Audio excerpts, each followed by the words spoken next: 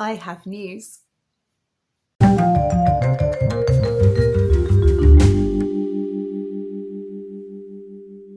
Hello and welcome back to my channel. My name is Gemma and I'm coming to you as always from my home in Devon, where I live with my husband, my dog and my 2 cats, and where I am trying to build, hopefully, my perfect handmade home. It's going to be a long, slow process. It's not like a renovation. It's just making a house a home, basically, over the course of, however long. And I have news. I'm very, very excited. Are you ready? Now, the next whip that I'm working on, I've lost it, and here it is. I am so excited about. It is Maddie Harvey's latest design. She designed it for yarns by Whistlebear. Whistlebear Farm have, obviously they produce their own yarns and they're gorgeous. And she was designing a shawl to work into of their yarns. And so I chose Isia silk mohair. Please just focus. There we go. Isia silk mohair, which is 75% kid mohair and 25% silk, 212 meters per 25 gram ball. Now, the issue with this is that, as you can see, that is not a 4-ply, that is lace weight. And this pattern called for 2 4-plies. And more than that, I could have mucked around with the weights, that's not a problem, but it's a slip stitch design. So that would have had to have held its own across my main colour, which I didn't think it would. Can you see? It's just there. So this is my main colour, and I think this is Spiced Plum or Plum Imps. I will check and get back to you. By Fibre Spates, which is dyed in Chester, spun in Chester, dyed in Chester, and it's the Vivacious 4-ply base, and it is gorgeous. So what was I going to do if the mohair I'd chosen wouldn't hold its own? Well, the answer would be to hold it double, and so I'm holding it double with Isia Alpaca 1, which is 100% alpaca, 50 grams, 400 meters. Now, the mohair is going to give the alpaca some kind of structure and body, which is really exciting because it's a bit firmer. Alpaca has a fabulous drape. So the two combined, and you see I've chosen a kind of golds and mohair and a lime green alpaca. And the beauty of that is, obviously, alpaca has a lovely drape. This is going to be gorgeously soft and something you just want to put around your neck. And I am obsessed with this pattern, guys. Look. It doesn't look like I've done a lot, but this is huge for me. This represents an awful lot of knitting and me focusing on it when I've got so many whips. So, I mean, obviously it needs a good block because I'm getting a weird sort of crescent shape at the moment. But I absolutely love it. Look at this slip stitch design with cables. And the way she describes cables is different as well. She doesn't say cable 3 or twist 3 forward, twist 3 back. Or cable 3 forward, cable 3 back. She says work left leaning cables and right leaning cables. And that's fantastic because, you know, you can learn as a knitter what it means to cable forwards, cable backwards. But does that mean that you are going to automatically understand which way the cable's going to lean? No. And Maddie's actually going to come to the shop and teach her cable course. So I'm really excited about that. She's taught at Edinburgh Yarn Festival, at Perth Festival of Yarn. She's worked with Amarisu and Pom Pom magazines, and she's had a front cover in Let's Knit recently. And you may have seen her Anna sweater referenced. Lots of people are knitting it along at the moment with the Tipsy Knits podcast. But this is the Bambber shawl. I probably pronounced that incorrectly. It's probably Bambera. I don't know if it's like Edinburgh, but anyway. And it is just beautiful. I love the way that is working up. Slightly obsessed with it. The next whip I've been working on, again at the shop, is the Bambber shawl. You've seen this a few times. Last time I showed you I was about here. I am now here because that's how knitting works. Well done, Gemma, well done. So yeah, it was just above where that stitch marker is, and I've done all of that in the last week just because I really felt like knitting on it. I had done my Perth festival, so I'd done my kind of what I could with regards to samples, so it was time to knit things that I really wanted to. I absolutely love it. I really, really want it finished. It's going to happen at some point. I just can't tell you when. This year, I'm about to finish a whip that I started in 2019. Let me show you. So this one is currently living in my beautiful spelted bowl. I love it. That was made by Paul Martin Creations. I have a really special place in my heart for anything that's wood turned. My grandfather was a chippy, which does not mean he worked in a fish and chip shop. He worked with wood. He was a carpenter, and he used to have a lathe and turn things, and the smell of the sawdust and the wood in his garage, it just, you know, you get those olfactory memories. It just takes you right back. And as soon as I saw this, I fell in love with it. I think just before Robin was born, or just after Robin was born, one of the two, I went through a bit of a whip cracking frenzy, and I got a load of this done. I think I got up to there in this last week. I've done all of this from here to here. So I've got to do this 5 times in total, this little kind of zigzag cabley section. I'm about to start the 3rd time, and then so 2 more, and then it's 4th time, and so 2 more, and it's on to the decreases. You ready? You ready for this? She is done. She is done, and she's beautiful, and I'm in love. I absolutely adore her. Look at this. And the ends are woven in. She is blocked.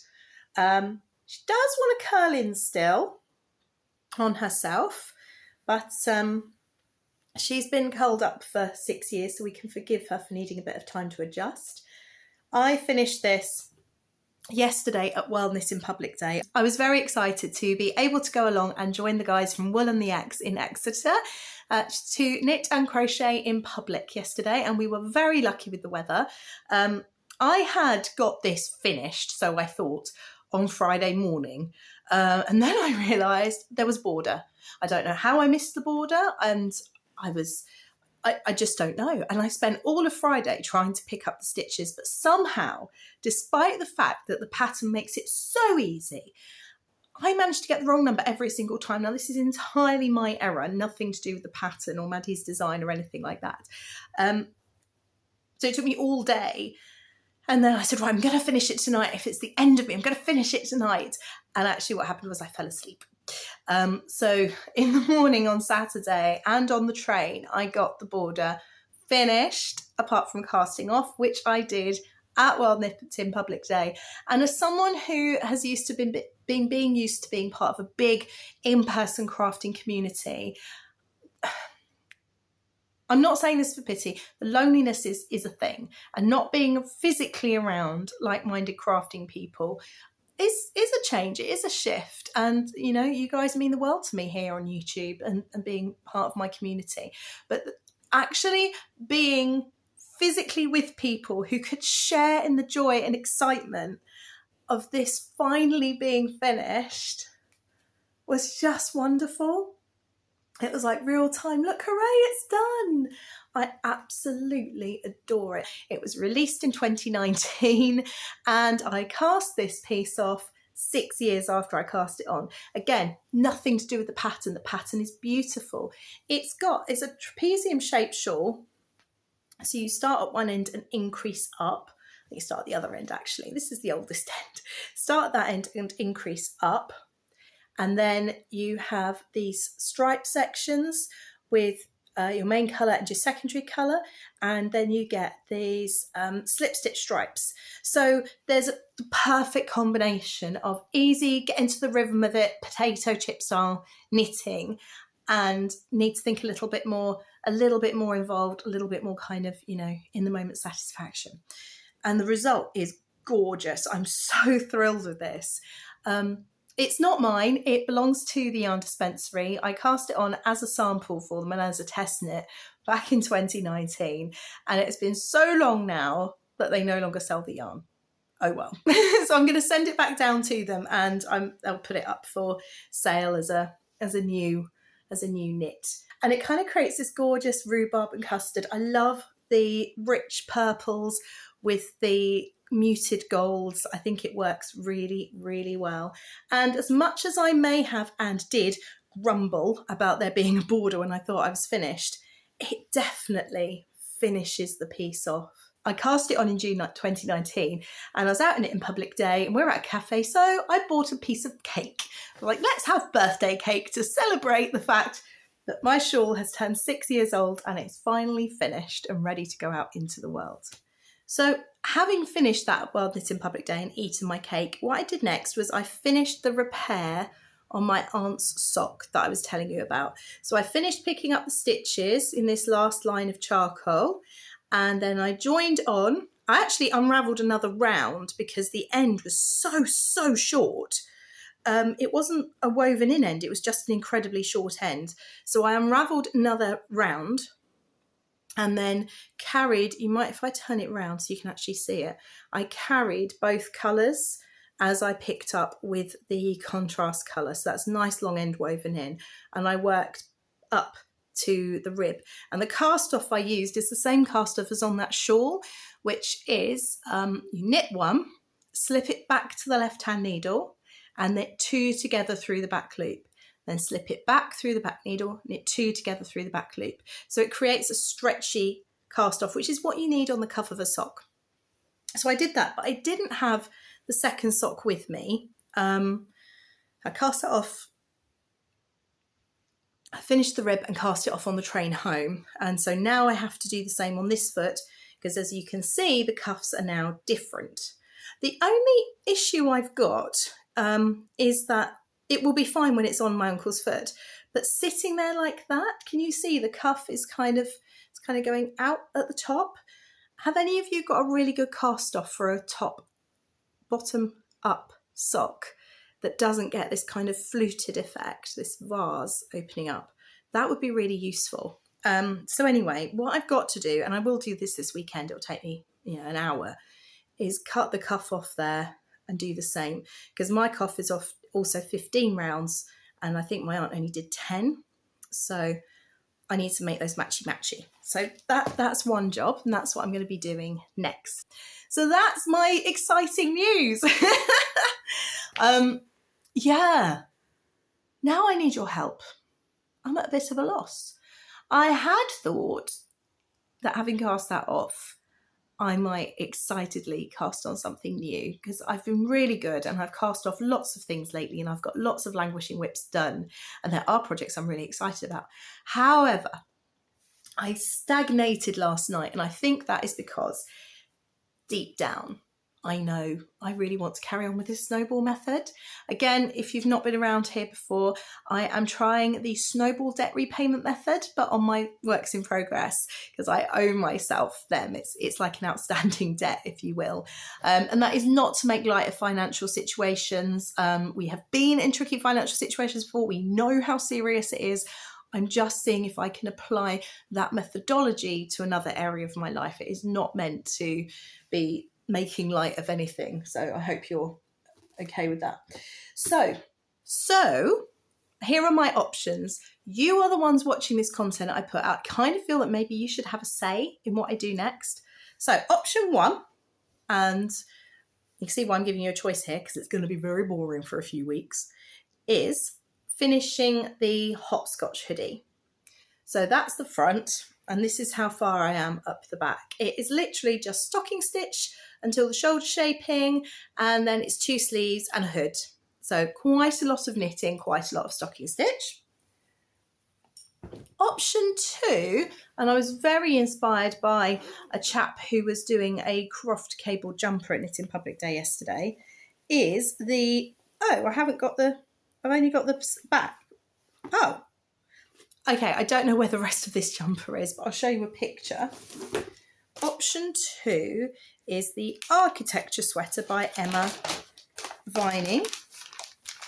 And again, this is one that I cast on in 2019, so it's turning 6 years old.